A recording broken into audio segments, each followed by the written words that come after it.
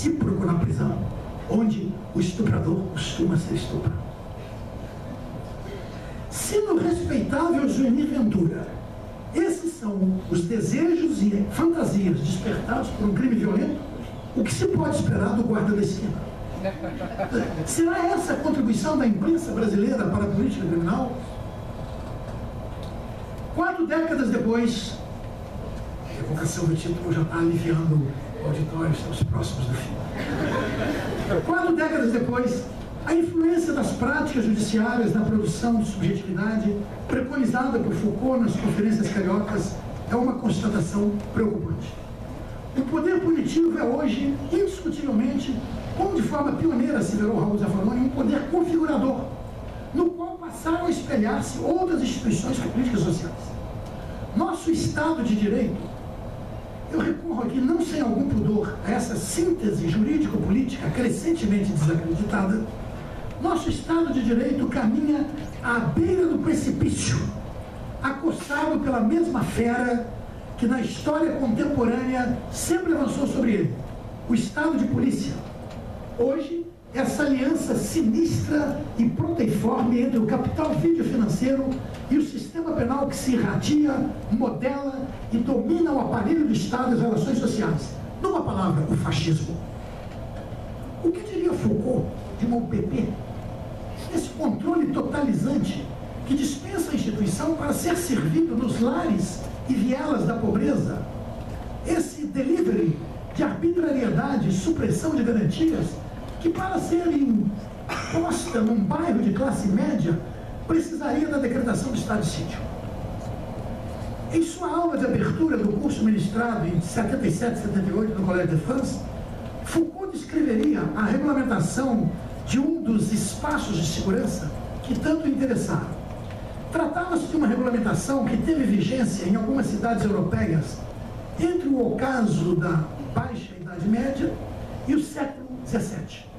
Tal regulamentação indicava,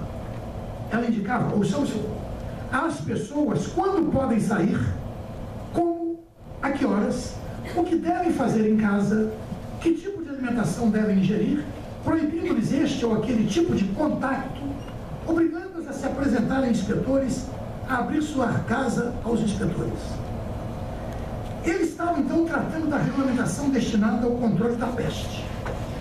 Mas, se retirarmos do texto a supervisão alimentar, todas as demais restrições são hoje impostas, mais ou menos rigorosamente, pelas UPPs aos moradores por elas controlados. Sabemos hoje que não foi aquela regulamentação minuciosamente autoritária que ajudou os homens a libertarem-se da peste. Mas o modelo de regulamentação ainda é muito admirável, como demonstram tantos editoriais do Globo. 4 décadas depois, as conferências cariocas de Foucault persistem como fonte de conhecimentos, de profecias e de advertências. A partir delas, chegamos a uma constatação sombria. Já somos uma sociedade mais disciplinar. Já somos uma sociedade policial, que tem no sistema penal o maior e ainda assim o mais expansivo instrumento de governança e de vulgar legitimação ideológica. Já somos uma sociedade policial. Nosso mais grave problema nos próximos anos será saber como sair dela. Muito obrigado.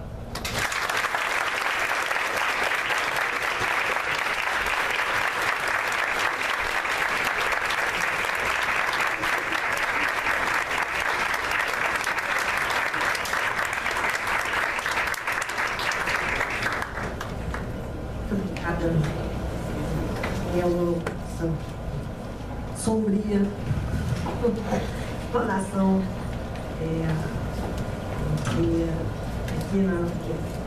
nós procuramos sempre no dia a dia dar os exemplos aos alunos aqui na PUC. Hoje de manhã dava o exemplo, até conversando também com o professor Ivan, um exemplo era um administrador de cemitério que foi denunciado de não ser recebido porque ele ocultava cadáveres. Aí eu falei, quantas vezes, né? Porque o cadáver do administrador do cemitério devia ser vezes 200. Bom, eu vou abrir para perguntas, fazer as perguntas tanto a Vera quanto ao professor Nilo Batista. Passa aqui.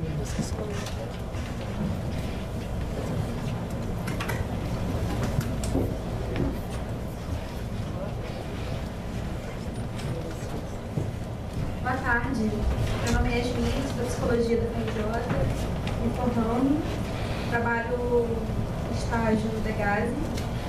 E a minha questão é um pouco diferente, talvez, do que se espera. Como é que vocês lidam com seus sentimentos diante de uma torturante contemporaneidade? Como lidar com esses tempos sombrios?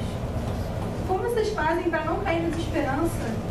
Eu acho isso muito importante porque eu vejo que a grande questão de muitos militantes, lutadores, está um certo cansaço. E muita gente que está começando agora se vê diante disso tudo e se pergunta: o que eu posso fazer no meio de tanta coisa estranha? E pensa, será que é possível alguma coisa? Como é que pode se refrescar um pouco a alma para continuar lutando? Obrigada.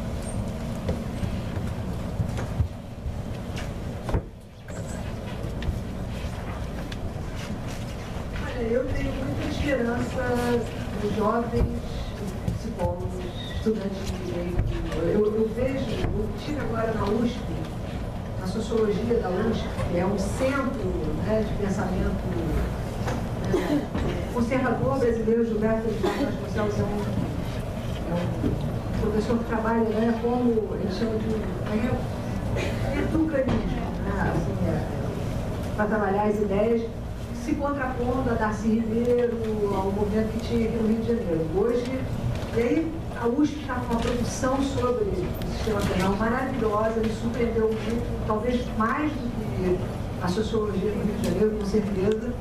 Mas, e ela me falava da militância dos estudantes de direito, que era uma coisa... Então, eu acho que realmente são tempos difíceis, né? E também são tempos contraditórios. Por outro lado, nós vivemos uma democracia, um governo, entre aspas, de esquerda, né? Um certo protagonismo popular econômico, né? Que está sendo, vamos dizer, ocupado, né? Militarmente, por essa. Mas eu acho que pensar livremente, e a história, ela surpreende. De repente, acontece alguma coisa que muda tudo, né? Eu, pelo menos como professora de graduação, eu percebo uma fagulha, eu acho que os estudantes de psicologia, do serviço social, do direito, são um pouco, e os conselhos regionais e federais do serviço social, da psicologia, pelo menos, estão na ponta dessa luta contra a expansão do poder punitivo. Agora, o nosso grande desafio é o monopólio dos meios de comunicação. Essa discussão não pode ser pública. Uma das coisas mais assustadoras, isso, por exemplo, que eu estava dizendo, né? Bom, estava ruim a situação do tráfico, aumenta a pena de 1 para 3. Piorou, aumenta para 5. Como a gente vem piorando as coisas, né? Como a gente está incrementando o estado de polícia. Então, eu acho que o desafio da gente é um desafio comunicacional, a gente conseguir penetrar contra o que eu chamei de adesão subjetiva à barbárie, contra esse consenso, esse monopólio genuíno. Mas é uma vida de luta, né? Imagina a vida do Foucault, né? Eu acho que a gente fica com dor nas costas, tem uma série de problemas, fica deprimido, mas ele vai dançar, uns vão dançar, outros vão fazer. Mas eu acho que existe uma fagulha jovem, por isso que quando eu falei aquilo que o marxismo não ouviu, né, desse diálogo que por esse livro chama o marxismo, eu acho que tem uma geração de jovens, né, que já produzem uma outra. Eu sou sempre patologicamente otimista. Eu acho que o melhor está por vir.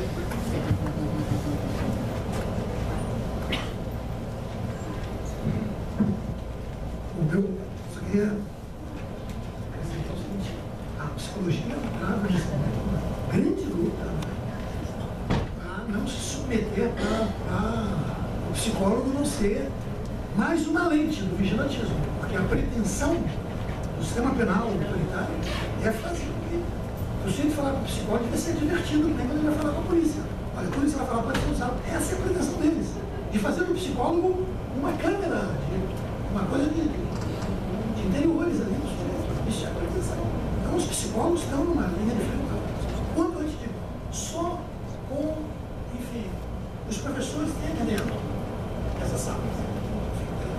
Que nós ajudamos a formar. Bastam eles para eu me aposentar tranquilo, sabendo que a luta continua. Basta os que estão aqui dentro. Começando a vir aqui, passando por uma não, está deixando aí, Tomás. Basta isso. Ivan, só os professores que estão aqui dentro já me garantem que vou continuar.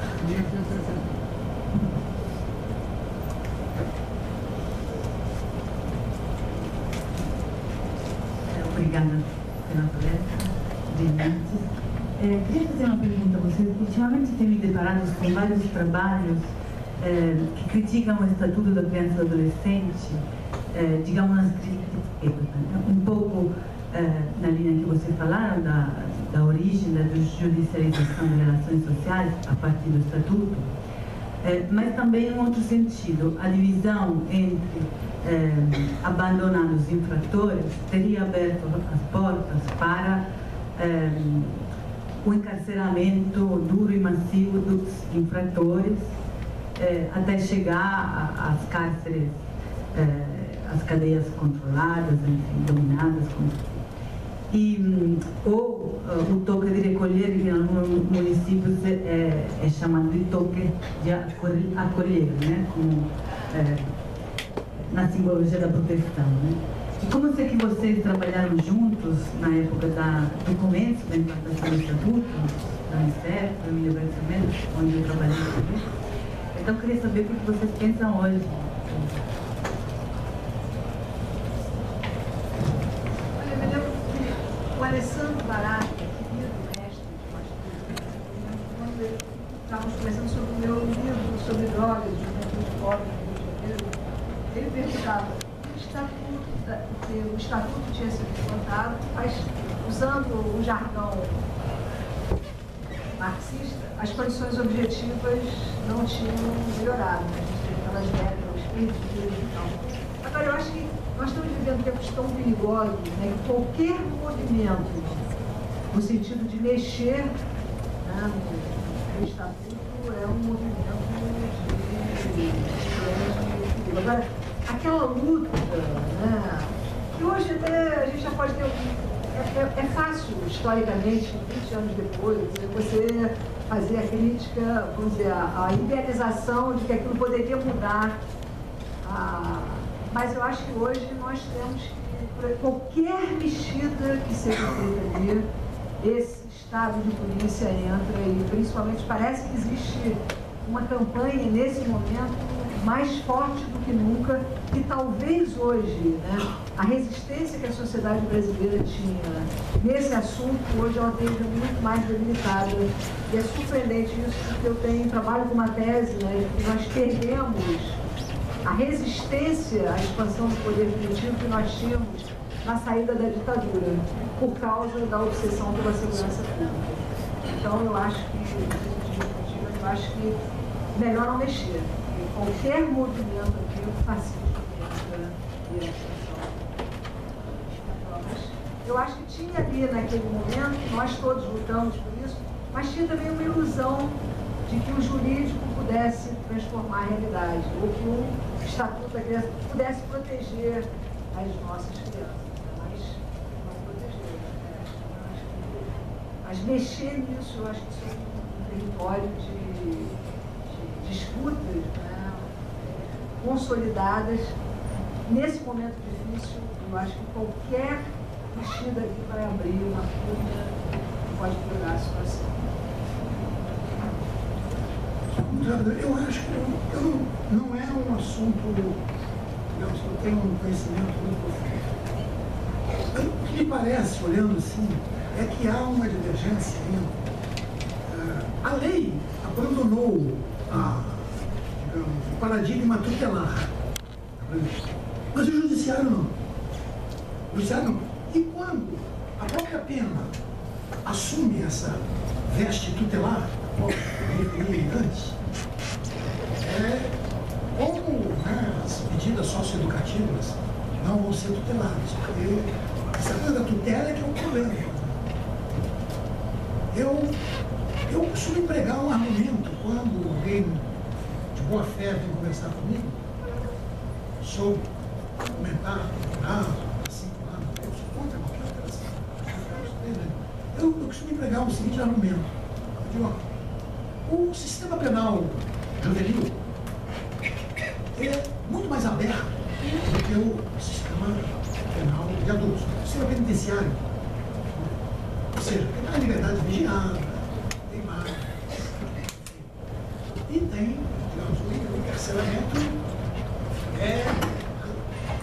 pelo Estatuto, é uma espécie de última ratio realmente tal, e tem uma série, desde a liberdade já da ucraniana, umas coisas assim.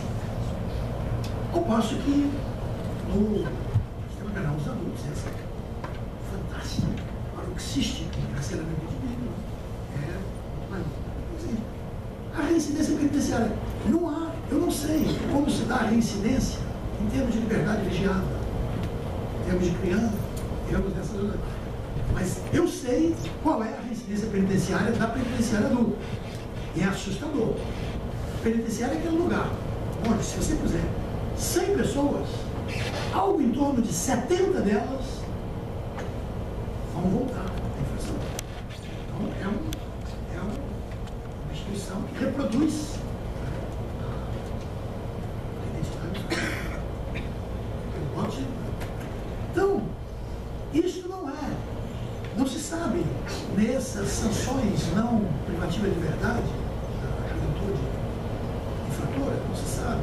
Ali, aquela pesquisa que os candangos fizeram lá em Brasília, sobre os candangos lá, a supervisão da ela, sobre furto, houve uma coisa curiosa. Em 5 anos, a população investigada era tudo condenado por furto, mas tinha gente que cumpriu pena por furto e teve gente que não cumpriu pena por furto. E mudou a pressão de seja comunidade, a comunicação do fim de semana. Bom, dos que não passaram pela prisão, 30 e poucos por cento recidiram. Dos que passaram pela prisão, 65% recidiram. É o melhor deles. A roubo, você passa por essa a furto foi 65%. Então, quer dizer, essa insana sociedade, esse fascismo social, ele só vai aumentando o problema. Só vai aumentando o problema. É isso. Quando a Secretaria de Segurança, em 2 anos, demitimos 500 policiais. Meu Deus. O problema está criado. Então, esse argumento é um argumento utilitário. Dentro adoraria, meu argumento, eu sei, o argumento é. Mas ele costuma comover pessoas de boa fé.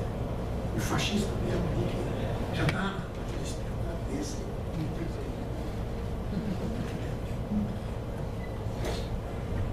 Minha pergunta é para o Nilo. Eu sou estudante de psicologia aqui da PUC mesmo, sou militante da União da Juventude Comunista, e eu queria saber, visto essa face da constante tendência a se agudizar essa fascistização do Estado, e até extrapolando a jurídica, eu gostaria de saber se Foucault ele pensava alguma outra forma que se criaria socialmente a partir dessas condições objetivas que o senhor expôs aqui, né?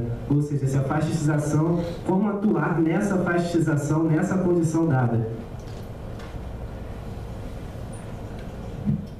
A única resposta sincera é que eu não sei. Eu não sei, mas digo, é um fascismo social, não é só o Estado. O sistema penal é um dínamo, digamos, parede de Estado, tá? Nem isso é o sistema penal. As agências do sistema penal, competindo, disputando poder, avançando sempre. É o fascismo social. Isso é a produção de subjetividade nessas condições que a gente falou. Isso que é preocupante. Você vê, compara na indústria cultural, veja o que é o olhar sobre a pobreza da Zona Sul, anos atentos. Veja, opinião.